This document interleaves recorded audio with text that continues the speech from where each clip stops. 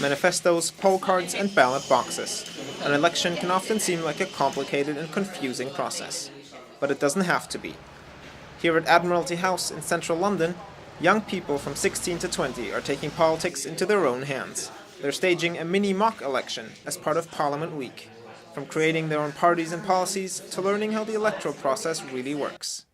Some of our research has told us that whilst a general opinion may be that young people are alienated from politics or perhaps not interested, our research has shown that young people are interested. It's often the process that alienates, and perhaps there's not enough information out there for young people about how to register and then what the actual process is.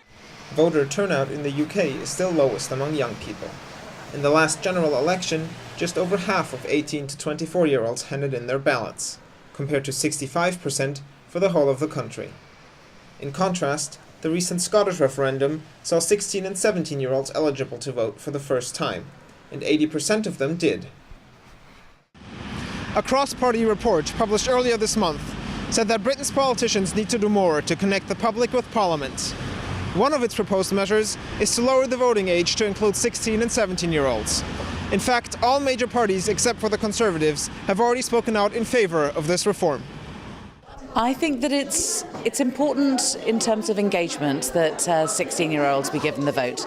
And I think that if during the last 2 years at school there were citizenship classes, you had real hustings, and people had an opportunity to vote at that stage, I think that you get people into the habit of voting, and once you've voted once and you realise that you don't die, it doesn't hurt, people continue to vote thereafter. Critics of the move to lower the voting age often point out that there are many reasons young people are disengaged from politics, and that allowing them to tick a box at the polling booth won't solve all of them. But Jessica Loellis, who will vote for the first time next year, thinks that events like the mini-election go a long way. I'm looking forward to be able to vote in May next year, and this will help me to sort of realise, what am I looking for in a political party, what am I trying to stand for, what are my personal beliefs in, how policies are run and how the country will be run, and hopefully that's given me a better mindset on how and who I'm going to vote for. Towards the end of the election, the budding voters were handing in their votes for one of 4 fictional parties. The result? A tie between Vision and Progress. With the general election just 5 months away, organisers and politicians alike are hoping the next generation of voters will be as engaged as they were today. This is Yannick Rack for City News.